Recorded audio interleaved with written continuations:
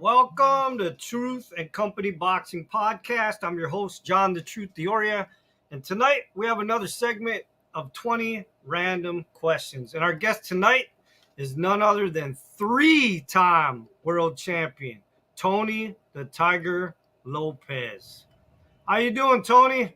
I'm doing good, man. How you doing? I'm wonderful, man. I appreciate you coming on the show. I know I actually just cut off the title right there, so that actually, why don't you tell me what that means so everybody knows? I know that's your podcast title. Yeah, it's called 12 Rounds of Adrenaline. And they can find that on YouTube, right? Yes, sir. All right, so everybody, after you guys watch this, go check out Tony's podcast. What day do you usually air it? We film on Sundays. Sometimes it's live, and most times it's pre-record. We have to pre-record, but it always comes up by Tuesday, Wednesday. There's always shows on there now. So all right, so go check out the shows now. 12 Rounds of Adrenaline. Get caught up, and then you'll be ready for the live shows when Tony gets them out there. There you go. All right, so how you doing, Tony? Man, I'm doing good, man. I can't complain. How's retirement? What retirement? I work every day. Well, okay. Let me rephrase that. How is retirement outside of the ring? Oh, interesting. Well, I've always been a worker. So I've been working since I think my first job I threw a paper called the Sacramento Green Sheet back when I was like 7 or 8. And I was born in 63. So what was it, 70 or something like that? 71. And then I've been working since then, so I just never stopped. Okay, so now we were just talking off air a minute ago about the fighters of this era versus old school fighters like you. So I want you to continue that real quick. What is your opinion now, and why don't you really watch boxing right now? Because it sucks. I mean, watch. I think today it's more about money than it is about boxing and really winning. If I was fighting today, I'd be a multi-billionaire. I mean, because I fought, today you fight for a title, contender fighting for a title. In my time, I made $30,000 my first fight, which was to me back then a lot of money. Today, you're making just because you have a half decent record of fighting some half decent fighters, or if that, you're making millions. So watch this: win, lose, or draw, you're a millionaire. So what do you really care? You know what I mean? The fighter, whatever happened to the time of you want to make more money, keep winning fights. You want to make more money, knock this fool out. And fight bigger name fighters. Exactly. They don't do that no more. They're throwing out. When I retired, they came up with this catch weight and all this other. There's no such thing as a catch weight. You either make the weight or you don't. Let's make it fair so everybody can be safe. Well, if we want everybody to be safe, go play hopscotch. This is boxing where you fight and get hit. There's nothing really too safe about it. It is what it is. I like it. It's been good to me. I'm not complaining. You'll never hear me complain about boxing. So listen, are you ready for these random 20 questions? Maybe. Are you ready for my random 20 answers? Okay, let's go. Yeah, I'm ready. All right, question 1. Just so some people that don't know who you are, some of the fans, these newer generation fans, how did you get involved in the sport of boxing? My dad did it in Mexico. He was born in Mexico. He did it. Came over here. He met my mom. Got married, so he quit because that's what they did back then in boxing. You couldn't have a girlfriend. It was too hard. Anyways, and then my brother picked it up because my dad got my brother to start boxing at 12 because he was getting beat up at school.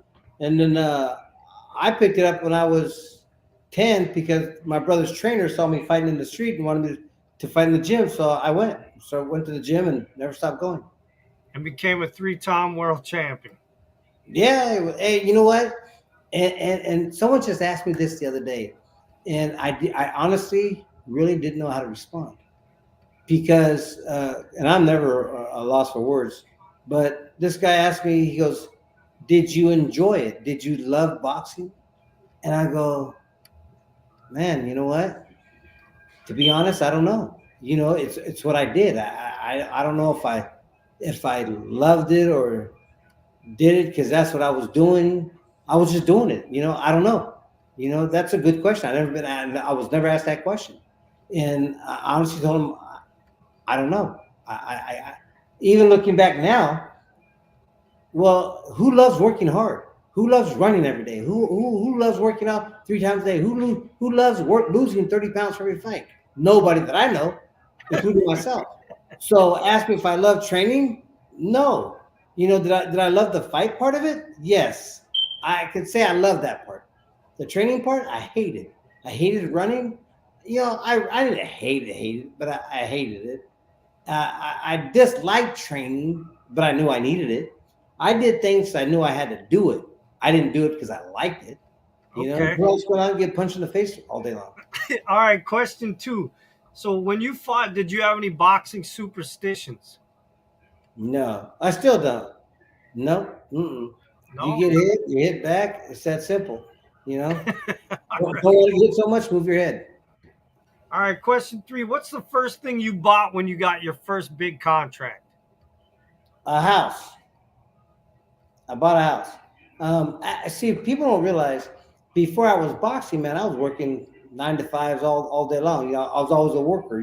I worked in a brick company, brick manufacturing company at the time called Modox Brick Company for Pacific Coast Building Products, and I did that, and because that's what I did. And like everybody else back in my days, I had like $30 in my checking account after I paid my bills, and so you had to have some kind of uh, but I can go out every weekend and party like a rock star, and with $30 for the whole month, and it worked for me. It was a different time, so you had to have a hustle. You know what I mean? So I had my hustle. All right. Question four. Can you tell me about your trilogy with John Molina a little bit? And do you guys still maintain a relationship today? And the reason I want to talk about it is because we don't get to see a lot of trilogies nowadays. We're lucky if we even see a rematch. And you were Right. lucky enough to have a trilogy with somebody in your career. And I just kind of want to hear your opinion on the trilogy and your relationship with him. The first time I fought him, didn't know anything about him. Don't really care. But let me tell you something. That boy was fast. Didn't I'm not saying he hit softly. I'm not saying that, but he wasn't no devastated one punch knockout artist. You know what I mean? Because when you're fast, it's hard to punch hard. You have to slow down to punch hard. Put your body and power into it. So because he was a lot faster than I was, to me, he really didn't hit hard. He did, but no, he wasn't. I was afraid of getting knocked out. But he was crafty because I'm a fighter. He's a boxer. Uh, Bell rings, hands up, hands down, move your head, go forward, and let's get it on. That's me. He's more methodical. He's thinking. He's trying to move. He's trying to figure stuff out. He's trying to left to my left to my right. I'm doing this, trying to catch up to him. He was fast. He was very hard to fight. Put someone to stand up in front of me, I'll fight all day. You know, that's just what I do. But with Molina, man, that boy just kept giving me angles that, I mean, the after the first fight. Now, after the first fight was over, I didn't think I did great. I didn't think I did bad. I didn't think I did enough to lose the title. I didn't. I wasn't afraid of losing the title. I didn't think I lost it. And then they gave us I think it was a draw. And then they gave us a draw. And I was like, it wasn't a great fight because every fight you can't be just outstanding. It ain't gonna happen. And then it's like, okay, I'll take it.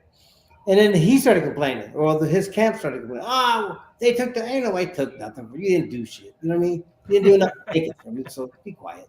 And then so Lou Duva and Don Chargan, who was my promoter back then, got together and said, hey, let's have another one. So we prepared. Uh, I got ready for the fight. Everything was fine. Made the weight. Things fine. Jumped in the ring. I think in the second round, and he didn't do it on purpose. I don't think, but he threw a right hook. And when he came back with his elbow and his right hook, I was okay. Honestly, I don't know what it was, but it could have been a thumb. It couldn't have been anything else but an elbow because I remember ducking under an elbow, a right hook. But I didn't go all the way down. I just kind of went under it. It kind of went over my head. and I come back up. When I came back up, he was coming back with his arm. But when he came back, his elbow hit me right on my eyeball, and it forced my eye back in my socket, and it blew a hole. All the muscle tissue back there had nowhere to go, so it blew a hole in my eye socket. So after that, after the second round, and after the end of the second round, I got a blown eye socket. So I go to my corner, I can't see anything. I go to my corner, I see zero out of my eye. And so they say, hey, I'm going, I can't see. I go, but let it go. Don't say nothing. It'll go away. And then he goes, so we go out for the third round. Third round, this guy beat the tar crap out of me. And then I got a cut in my left eye, and I had a little blood in my left eye, which made it blurry. I couldn't see anything on my right eye, so I had basically had to wait to get hit to know where he was at, so I could hit him back. But he moved so much, he tatted that and moved, and I was swinging at the air. There was nothing there. And then the referee came to my after the third round. The referee came to my corner and goes, and this is no lie. We never practiced it. We never expected it to happen. But the referee goes, hey, how many fingers am I holding up? And I can't see. I honestly can't see. But Tony, another guy named Tony Lopez, not related to me, but he was my third man in the corner, tapped me 3 times on my leg. I go 3. He goes, okay, you're good. It's like, so I went out there, the 4th, 5th, 6th, probably even this. I think in the 7th round he got tired. Probably the 4th, 5th, and from the second round out, he could have killed me. He hit me so much, I thought the referee was going. I thought the referee was taking free shots. You know what I mean? And then, he was hitting me that much. And then I think the 7th round, he finally got tired. He got tired of kicking my butt. So then I think I did okay in the 7th round. I'm going, oh, okay. 8th round, doing okay. I think I won on the scorecards. I think I won the 9th round. And then wait a minute, you won the 9th round blind? Yeah, because he was tired of hitting. Because he was tired of beating my butt. And so the 10th round was it the 10th round. The 10th round, I come out. I get hit with 2 jabs. I never saw him. And my head does this both times because I never saw him. And the referee goes, "Okay, that's it. You're done." And honestly, I can be honest now. Honestly, I went, "Thank you, God," because dude, I was hurting. He'd hit me in my arm, and my eye would rattle, and it would just hurt. So you fought literally like 7 rounds completely blind. Yeah, no lie, for real. Honestly, I that's no lie. And then so when they stopped the fight, the mini riot started, or what, if you want to call that a riot. They threw beer and stuff, big deal. But I don't think they got mad because they stopped the fight. I think they got mad because of the timing that they stopped the fight. In the 5th, 4th, 5th, 6th, maybe 7th round, he was beating me so bad that, at any given time he could have stopped the fight. Hell, I wouldn't have complained. I'd be like, thank you, but he didn't. He waited till I did good in the 9th round, and I just started, the 10th round just started. But it just started, so no one was knowing how good or bad I was going to do. I got hit with 2 jabs, and he stops the fight. And I'm going, honestly, I'm thinking, okay, wait. You want to stop when I get hit with 2 jabs, but you didn't stop it when he was killing me. That makes no sense to me. And then they were doing all their stuff and hoping and hollering and all that. And I get it. Okay, you got me this time, but that doesn't mean you'll get me tomorrow. But you got me today. And so they actually put me out. They sent me out to pasture. I had to go have an eye operated on, and they opened my mouth from here to here, pulled out my cheek, shipped a piece of bone off my cheek, took my eye out, put the bone in, patched my eye up with they put plastic over the bone, then put my eye back, and then the doctor told me, she goes, your eye's gonna be better than you got a bionic eye because no one's ever gonna break that thing. She goes, if you break that, they're gonna squish your eye. Wait a minute, but you still had a 3rd fight with him after that. Yeah, I came back. Yeah, because watch, after about 6 months, after the surgery, after 6 months, I go, man, I'm going back to the gym. I don't care. So I went back to the gym, and then someone told my dad that I was training. And this is about maybe a month in, 3 weeks in, a month. And so my dad comes to the gym and he goes, "What are you doing?" I go, "I'm training." And then he goes, "You gonna fight again?" I go, "Yeah." He goes, "Who are you gonna fight?" I said, "Molina." I said, "He took something, that's fine. I'm gonna get it back." He goes, "Okay." He goes, "I'm in your corner." I go, "Okay, let's go." I go, "Set it up," and that's how it started. So then, we made a third fight, uh, and then, for what a lot of people don't understand, well, nobody, because nobody knows, is I started that fight when we started training. I told Don Chargan I wanted to be in the same hotel with Molina, which was Caesars back in the day. And I go, I want to be in the same hotel, and we're going to train the same gym, different times, same gym, the whole 9 yards. So when I would go run in the morning, our camps would pass each other, and every time we passed them, I would do like the call of a chicken. I would do the buck buck thing. And there was times at dinner, and, and right now he's a champ, so he's got all kinds of people around him. He's at dinner with all kinds of people, and I walk by his table, and I know I had to look stupid, man. But I'm walking by with my neck going like this, and I'm going, and people, everybody, for real, everybody's looking at me, but I keep doing this. And dude, he wanted to kill me. He really, really, he wanted to kill me. And I'm doing this every time I get a chance. And for the whole almost 2 months that we were there, I did it almost every single day. So I did that because in reality, I can't outbox him. He's a way better. I'm not a boxer. I'm a fighter. So I had to get him into a fight. If he got me into a boxing match, he'd kill me. So I didn't want to do that. I wanted to get him into a fight. So by the time the fight came, he was ready to kill me. And so, the bell rang. He came right out, started swinging right away. I think, and you can see it on TV because we have a recorded CD of it, and on the CD you can see where I look to my corner and I smile. I go, yeah. In my head, I'm thinking, I got him. He wants to fight. I got him. So that was like the second or third round I did that, and I knew I had it because he wanted to fight now. And so, and he fought, and he actually did pretty good. And then, but in the later rounds, you wear him out early, you take him out late. Didn't take him out, but got my title back. So what type of relationship do you guys have now, if any? I had him as a friend on Facebook at one time. I think he defriended me. For real, I think he did because he's not my friend. One day I looked up and I was gonna say something to him that day, and I looked up and he's not there. I'm going, oh, that chump, he defriended me. I'm going, I don't ever talk smack to him. I mean, hey, watch. I look at it like this, dude. I'm the smack talker. I'm always talking smack. I'm always making jokes. I'm always, that's my personality. That's what I do. And so, if anything, we could joke about the fight. I don't care. We can joke about all three fights. I don't really care. Win, lose, or draw. It's a fight. It's over. It was what we did for a living. It's not who we are now. But hey, it's what we did. And so I can laugh at it. I can joke. But I don't think he liked my jokes. All right. So I wanna go on to the next question, which is about another opponent too. All And right. so tell me a little bit about the title fight with Julio Cesar Chavez. Wow. Now, why'd you pick that one?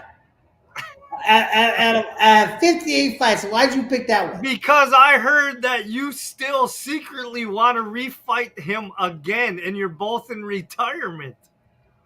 But hey, if he ever wanted to spar, I would spar. You know what? Watch, check this out. And it's my fault. I have no one to blame on myself. I finally grew up and said that to me. It's my fault. I landed in Mexico. Every newspaper in Mexico, TV station in Mexico came on and goes, hey, I'll say it in English. What are you going to do the night of the fight with Chavez? I go, I'm going to box for 10 rounds. And I go, I'm going to knock him out in the last two. Championship rounds, he's getting knocked out. That's what I said. Every time we went for 2 months, I'm 2-3 times a day. I'm going to box for 10 rounds. I'm knocking him out in the last 2 rounds. 2 days before the fight, we're on TV. And he's talking his little smack that he talks. And he comes back. And my turn, I said, hey, look, like I've been saying, I'm gonna box for 10 rounds. I'm knocking them out in the last two. I go, I'm here to take the title back, take the title home. And then so the fight comes, right? Second round, bell rings, and then after the bell rings, I get hit right in my eye. After the bell rings, I get hit in my eyes. It causes a little 2-stitch cut here, 2 stitches. Man, dude, I had 12 over here, I had 17 over here. Never even thought of stopping the fight. I get 2 over here. What I'll save. So I go, oh man. So even my Dr. Stephen Barad, who's in my corner, goes, oh man, you're fine. They ain't gonna do nothing. So man, he goes, just stop bleeding. He goes, it might bleed a little bit more, but don't worry about it. It's gonna run down the side of your face. I said, okay, cool. So I'm doing my thing. I'm not worried. I don't care if I'm up. I don't care if I'm down. I don't care if it's a draw going all the way to the 10th round. I don't care. Or the 11th round, I don't care. I didn't go there to win a decision because that will never happen. I went there to knock him out. So I really didn't care how I did in this time because I was saving everything for the last 2 rounds. Watch, if we went to the last 2 rounds, I promise you he would have got knocked out in the last 2 rounds because that's what I came to do. And so in the 10th round, I'm fresh as a daisy, dude. I remember getting up and going, last round, good. Because I remember the 11th and 12th round, I'm going off. And so I'm dancing around. The bell just started ringing. I'm moving around the ring. Referee comes over. Comes over, calls me. I'm going. I was really confused. I had no idea what he was doing. And he comes by. He grabs me. He goes, "Let's go see the doctor," in Spanish, obviously. So we go to the side of the ring. I'm on top of the ring, which is about what 4 feet up above the ground. And then I'm standing up, so I'm another, 5'7", so that's almost 10 foot off the ground. Doctor stands up from the ground and goes, oh, no. In Spanish, he's going, oh, no, ya se acabó, which means, no, it's over. And so I'm going, no, man. I go, watch this. I go, watch. I go, let me finish this round. I'm talking to him in Spanish. I go, let me finish this round. If I don't stop him this round, I go, you can stop the fight, and I'll never whisper a word. I'll never say a word. Let me finish this round. And he goes, no, yes, it got. And once they stop the fight, there's nothing you can do. But now, so let me ask you your opinion. Then, do you think that was set up? Well, watch this. I'm gonna get in the 11th and 12th round. They stop in the 10th on a 2-stitch cut that never did anything to me. Never once bothered me during the fight. Yeah. Okay. Because you know what, dude, and honestly, and you can watch the fight. Anybody can. It's on YouTube. You can watch it everywhere. So watch this. I mean, and I get everybody says, "Oh, Chavez is real hard. He's knocking everybody out." So watch this. So you think I was ready for it? Hell yeah, I was ready for it. I was in my dressing room going, man, I can't wait to get hit. I want to get hit really fucking. Sorry. No, you can swear. You can swear. It's all right. I want to get hit really hard. I was really. I mean, I was amped up to get hit really hard, and not care, And so, but the whole fight, it never happened. I never once got hit with anything that would remotely even hurt me. I'm thinking, shit, I've been hit by a million other fighters 10 times as hard as that. If that's all he really's got, how do you get so many knockouts? You kind of wonder, And so now that he's doing all these exhibitions, hey, Chavez, I'm here. I want to do an exhibition with you, please. But we'll do this one in like in Sacramento or something. Because I went to your hometown. I went to Mexico. Maybe it wasn't your hometown, but I went to Mexico. I went there. I didn't cry. You didn't see me cry about it, did you? Crying now because I'm here in Sacramento, son. Come on down. Nice. So, all right. And that's what it really is, man. All right, let's move on to the next question. All right. Question 6. Who was the hardest puncher you ever faced in the ring in a fight or sparring? Ooh. Watch this. That's easy. That's easy to do because there's 2 of them. One might have been a little bit harder than the other, but they were both about the same. But Tim Brooks from Sacramento. I fought him twice, and because he was a big boy, he was all buffed out. He was lean but kind of big, real strong. And he's been boxing here in Sacramento for many years. He has his own boxing gym here in Sacramento himself. And so, one day the promoter said, "Hey, Tim Brooks wants to fight you." And we're friends. And I'm going, but it wasn't really Tim Brooks. It was a trainer, his manager. And I'm going, nah. I go, No, I kind of know Tim, man. I don't really want to fight Tim, But don't get it twisted. I'll fight anybody, but I'd rather fight someone else instead of a friend of mine. You know what I mean? And then he goes, and so they came back again. No, they said they want to fight you. Okay, make it, let it happen. I don't care, whatever. And so, because he's a big boy, we were at 130, and he fought at 135, and I'm going, he'll never make 130. He's too big for it. The days of the weigh-in, so we get ready for the fight. The day of the weigh-in, and he's I forgot what nationality. I think he's Puerto Rican, and then so he kind of looks black. He's Puerto Rican. I think he's Puerto Rican. And then so he comes to the gym to the weigh-ins, and he dieted down so low that his lips were white. He hadn't looked like he hadn't eaten or drinking in a month, and he looked dead. He looked dead. He really did. And I'm looking. I'm going, oh wow, that dude looks bad. And then I think he was a little over, so he had to go lose a half pound or something like that. And I figured, okay, you want to do it, go lose your half pound. I'll make you lose your half pound. You should have made weight. And so he comes back, and he was dead the first fight. I mean, it was too easy. It was like walking. It was too easy. But he was the hardest puncher you faced out of all those fights. Yeah, but wait, watch this. So that was the first fight, right? And then the second fight, he wanted a rematch. Okay, I'll give you a rematch. You're my friend. I'll do it. Whatever. So we have a rematch. I'm thinking he's going to come up all sucked up and dry again, right? This guy comes to the weigh-in looking in better shape than me. And I was like, uh-oh. And so he made the weight with no problem. He obviously prepared for it. And then so we fought again. And he hit hard anyway, but that fight, he was hitting a lot harder. And then we were goofing around. But the fight was still going good. I mean, I was probably at the third or fourth round. I don't remember what it was. Third or fourth round, first 2 or 3 rounds, I was just breezing right through them. I was just doing my thing, winning the fight. I was going to be comfortable winning it that way. So the third or fourth round, he throws a left hook, and I seen it. I seen the left hook coming. And for some stupid reason, I didn't move. And it went wham, caught me right on my chin. And then all I remember is I felt real light. It's in my head, so it seems like an hour in my head, but everything happened within a split second. I went down. They said my knee came about 2 inches from hitting the canvas, and my legs locked. I felt even that way. I felt my legs locked, and it picked me up. And then when I got back up, my eyes were coming back because I seen darkness, and your eyes are coming back, and I seen the referee right here to my left, and he's kind of like trying to move around, trying to find us. When he did that, I moved around the referee. I moved to my left, which got behind more around the referee. She had to turn again to get me, which got me a few more seconds of freedom, right? And then, but that's probably was the hardest time I've ever been hit in my life, and that's been the closest at that time to ever getting dropped like that. I've been dropped before, but I've been hit, and you get right back going. That's kind of embarrassing, But that one kind of hurt, Didn't hurt, but it was a good punch, All right.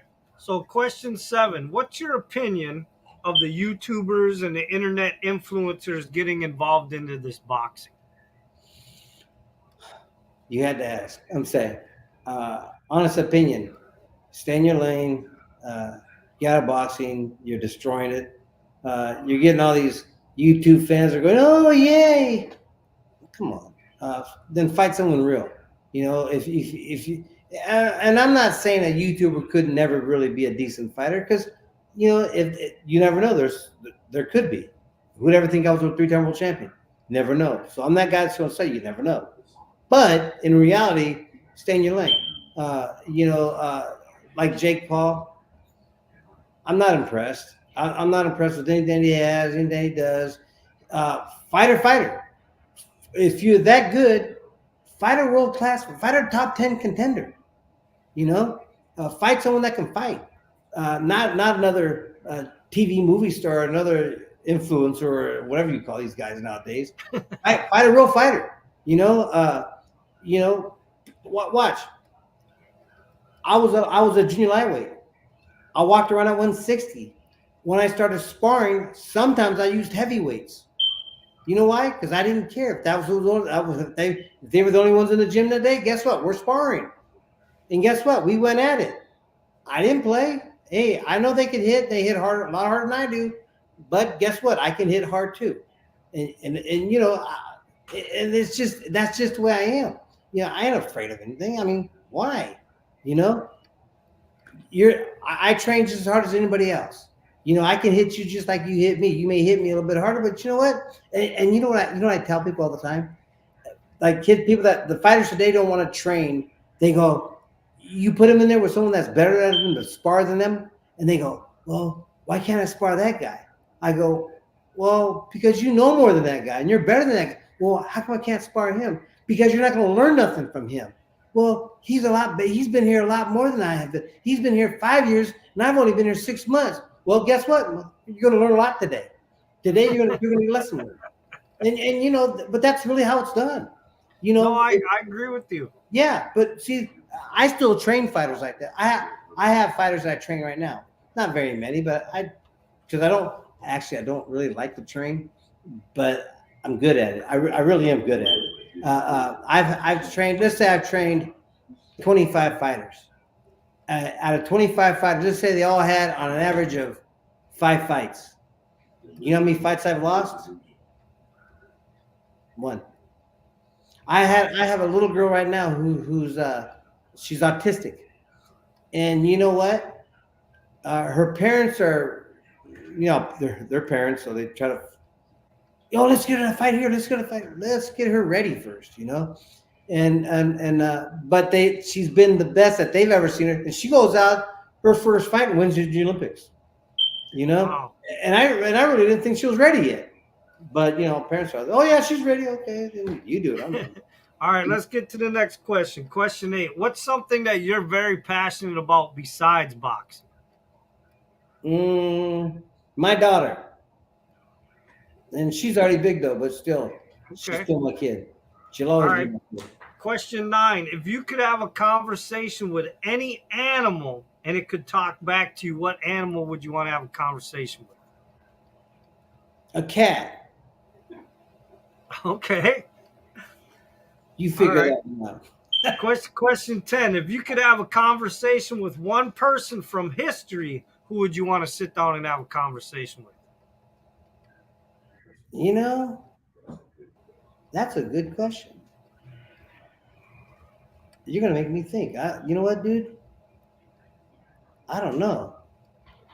I really don't know. That's a good question. But I tell you what, though, if you ever get a chance, or anybody out there watching ever gets a chance to sit down and see an old man or an old lady or whatever, 80, 90 years old, sit back and talk to them. Find out what their life is about. You'll learn a lot about talking when you're talking to an old person. I talk to old people all the time because they're funny. They're different people. They're cool, and I learned a lot of stuff. And you find out how life really was, where they came from, and how they live, what happened in their life, and it's amazing what people have gone through, and they're still here. It makes you think like, man, my life was pretty easy. So you can't think of anybody though in history that you'd want to talk to? I honestly really can't, dude. Okay. All right. Questions. So I know that you told me off air that you don't watch a lot of boxing anymore, but I'm going to ask this question anyways. Question 11. If you could fight any boxer in this era with a fantasy matchup in your weight class, who do you think would be in an exciting fight with you? Canelo. Okay. That's an honest answer. You know why? Because I think he's a style of fighter that I like to fight. He don't run. He fights. His defense is okay. I'll let him know that he needs to work on it. But yeah, Canelo. Sure. How do you think you would favor if you were still in that lower weight class, you and Gervonta Davis? I'd hurt him. But would it be an exciting fight though? Do you think? Yeah, for a few rounds. You know, boxing has changed. Uh, uh, there's watch, and don't take this wrong. Nobody take this wrong. I don't mean it. I'm telling facts from a fight person. I've only been fighting for, since I was 10 years old, and I'm 60. So for 50 years I've been boxing. So, but here's my take. Like on someone like Pacquiao. Pacquiao did amazing things for boxing. He put boxing in a place where no one else in this world could take it, not even Mayweather. But Pacquiao took it, and everybody was riding Pacquiao's bandwagon. You know what I mean? Because he was the man. But let me tell you something. The reason why Pac-Man became Pac-Man is because nobody knows how to fight a southpaw. And all the trainers, and I'm telling you, that none of the trainers know how to fight a southpaw or teach your fighters how to fight a southpaw. That's the problem. Because Pac-Man always came in with his chin first. But because no one knows how to fight a southpaw and their right-handers moving to the right, I'm going, what are you doing? Why would you change your primarily move to the left to right-hander when you're fighting a southpaw? That's stupid. That makes zero sense to me. Point. So and watch, and when he finally got knocked out, all the things that happen is when you really train and you're in that elite of a fighter, you don't really you're not really, how do I put this? How they train, what they're training you for is what you've always learned, what you've always knew. Like you slip a jab, you slip a right hand, you slip the other side. You bottom weaves, hooks and stuff. It's all there. I mean, you see it coming before it even comes. You know what I mean? And when Pacquiao came, Pac-Man always came chin first, hands right here, chin first. He always came in like that. Why would your front foot not be on the outside of his front foot and land that straight right hand? He's running right into it. Long time ago, that could have happened years ago, but no one ever did it. Okay. Everybody hits hard. So why, if you're really afraid to get hit, why you boxing? If you're really afraid to get hit really hard, why you boxing? It's what we do. All right, let's get to question 12. What are the top 5 things that, in your opinion, an amateur boxer needs to know when they decide to turn professional? How to change everything he learned as an amateur and make it a professional. How to fight southpaws, how to use both hands, how to move both ways effectively, and it's just the normal stuff. I mean, it's like night and day, and he'll learn that in the gym. But just be prepared to forget almost everything you learned. Okay, that's an honest answer, though. All right, question 13. What is the craziest or the funniest story that ever happened between you and a boxing fan?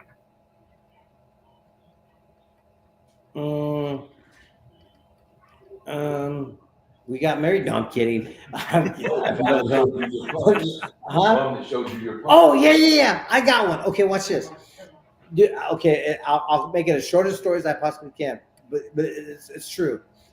I'm 20 years old, just turned pro. I probably had 5 or 6 fights. My brother was Sal Lopez, so in Sacramento he was huge. He was Mr. Boxing Sacramento, and he got to number 3 in the world at one time. Anyways, so he was Mr. Sacramento Boxing at the time, and I fought on his undercards. And so I'm coming home from the gym from downtown. I'm going south on 15th Street, and from the gym in downtown, I'm going head towards a street called Broadway. And there's a phone. Okay, it's back in the days of the phone booth. So there's a phone booth. I need to make a call. So I pulled over. It was at a gas station, and there was a railroad track where the Amtrak ran, right? And so right next to it. And so I'm at the phone booth, and I'm calling, talking. Guys walking my way. So I hang up. I'm done with my conversation. I'm hanging up. The guy comes up to me, goes, "Hey," he's a bum, and he's a guy down on his luck. And so he comes up to me, and he really was one of those guys down on his luck. He goes, "Hey man," he goes, "Can you spare some change?" Back then they asked for change, and I go, "Oh man," "I just came back from the gym, but I might have some in my ashtray." And so he goes, "Hey, aren't you that boxer guy?" And I go, "Yeah." He goes, "You're that Tony Tiger guy, huh?" And I go, "Yeah." He goes, "Hey man," so then he starts talking to me. He starts talking about boxing and all this other stuff. He goes, "Hey man," he goes, "You know what?" He goes, "I'm gonna give you a punch." And he goes, and if you like it, would you pay me a little bit more money for it? He goes, how much you got? And I go, I probably got a 20 in my pocket, in my car. And he goes, okay. He goes, if I show you, if I teach you my secret shot, and you like it, you give me $20. That's if it's good. And he goes, okay. So he starts telling me this bunch on how to throw it, when to throw it, and all this other stuff. And he says, okay, man, you got to look at your opponent the first round. He goes, you can't do it right away because they're not going to be prepared for it. But you look at him in the body, make sure he's looking at you, and then drop down, hit him with the jab to the body. And I go, okay. And he goes, you do that maybe 2 or 3 times, like 2 or 3 times in a round. And about the third or fourth round, he goes, he's going to think you're going to drop to the body, so his hands are going to drop. And that's what people do block their body punch. They drop their hands. So he goes, but in the fourth round, you do it. You look, make sure he's looking at you. You drop down, throw a jab to the body, a real hard straight jab to the body. He goes, you fake a jab, you come over with an overhand right, and he goes, man, you'll catch him every time. And I'm going, huh? It might work. It's worth $20. So I gave him 20. So then I go back to the gym the next day and I try it. Shit worked. I'm going, wow, okay. So I kept on doing it, and it was easy to do. And especially for me, because I'm not real tall. I'm not short, but I'm not real tall. But wait a minute, this guy had to have some type of boxing knowledge. You never found out if he was like an ex-boxer? Never said a word. I asked him. He Oh. never said a word. I guess he's just a boxing fan. I don't know. And he goes, he said that's what they called his moneymaker. Yeah, his moneymaker. And I'm going, okay. And he goes, and you can use the name and everything. Okay. So then I started practicing at the gym, and it actually worked in a few fights. I mean, it works. It's true to the bone. You make sure they're looking at you. Once they think once you drop, the first thing they do is drop their hands. It's a natural reaction. So who would ever think that a 3-time world champion took some advice from a homeless or a bum guy and it actually worked in a fight? Yeah, ain't that a trip? That's the honest to God truth, man. That's no lie. All right, question 14. So who's the one fighter that you never got to fight that you always wanted to fight? Azuma Nelson, without a doubt.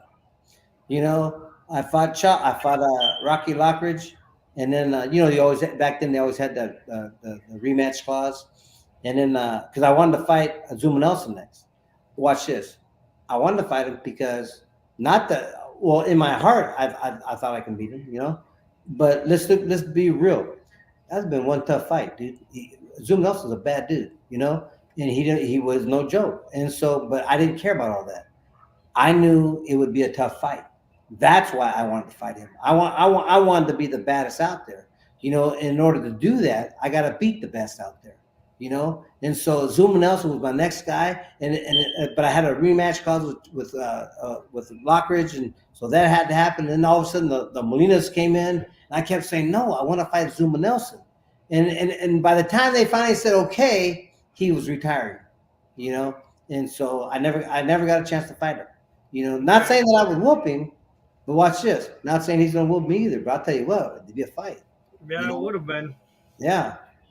Question 15. Do you have any hobbies outside the sport of boxing? Yeah, living life. I got plenty of. Okay, I'm Mexican, so I like lowriders. I have cars. I have a lot of cars. I don't have a lot of cars, but I've always had lowriders my whole life. And now my lowriders just cost a little bit more money, but they're still lowriders kind of. And then I like working on cars. That's kind of a passion of mine. I do upholstery. I can't do. I'm not a mechanic, but I can do paint jobs. I can do customs. I do flip flops, curls, pearls. I do all that stuff. And then so I like working on cars. I like to do anything having to do with fun. Okay. If it's fun, I'm there. So now my next question is, I heard that you ran for mayor one time. So question 16. So are you a political person? No, I would never call myself a political person. Did I run it? Yes. And might try to run again? Yes. Because now's the time. I'm always a late guy to do stuff at the last minute. Only because watch. How do you say this?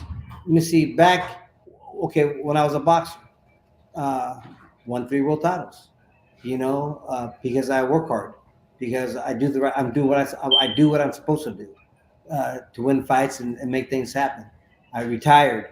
I opened up a bail bonds company. Had a very successful bail bonds company until just a couple months ago because California is trying to get rid of it anyways. So, but I started plumbing 6 years ago because I knew it was coming for the bail bonds industry.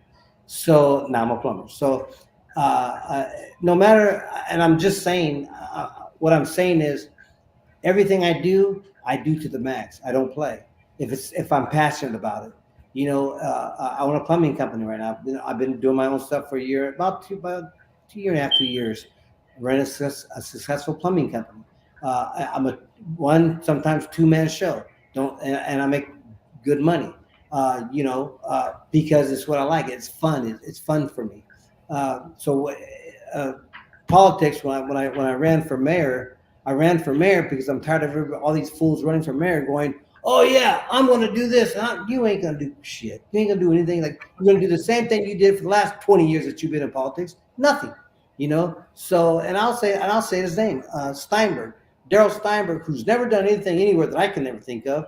Was running for mayor. That's the reason. He's the reason why I ran for mayor. And here's the problem. The problem was, they said, how do you house the homeless? So you know what I did? I do what I always do. I ask. I ask my people that I know that is into that, or how do I get this? I had uh, train boxcars coming to all the way to LA. I had to bring them from LA to Sacramento at $500 a pop from Japan. It was Japan that's throwing them in the ocean. I think it's Japan. Japan that's throwing them in the ocean. They have, and they're like brand new. They've been in the ocean for years, but they're like brand new. You know why? Because they're sustainable. And you know what? They're very just cheap to do. They did a replica of a $2.5 million home. It cost them $300-something thousand to build the same house out of boxcars. Ain't that about blood? You know what I mean? So I mean, can you house them very cheaply? Of course you can. Why don't they do their job? Like, isn't the mayor supposed to bring jobs to Sacramento? Isn't it to keep Sacramento up? It's to keep it safe. Isn't it keep the police going? It's not to have all these people walking around with their protests. And if you want to protest, fine, pay for it. Go get your permit and protest. But if you wreck a car, if you walk on someone's lawn, you get in your butt whooped. We're not allowing that. See, there's no standards in what these politicians put in because it's not their house. Well, it's like me. Sacramento is my house. I live here. I was raised here. I was born here. Don't come here trying to jack it up. Then I'm going to get mad. So that's the way. That's the way the mayor should feel. And if they don't feel like Sacramento's their home, get your ass out of here. Bye.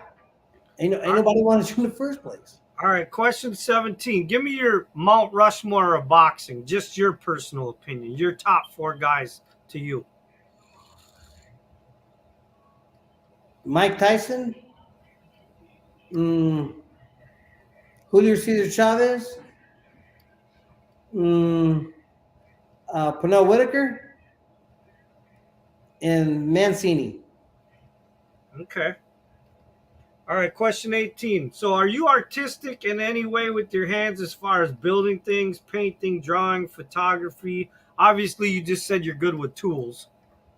Yeah, I'll tell you what, I have an imagination. Watch. I'm really good with cars. I can see a piece of junk sitting in a bush, but in my head, I have a picture of it just beautiful.